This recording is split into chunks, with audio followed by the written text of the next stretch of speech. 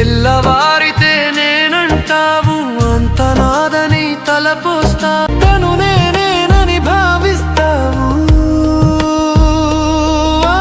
తలపులతోనే గడిపేస్తావు తను విడిచితే ఏమవుతావు తలచుకున్నావు ఎప్పుడైనా తెలుసుకోవా ఎన్నాళ్ళైనా భగవంతుడు పాడినాడు ఒక పాట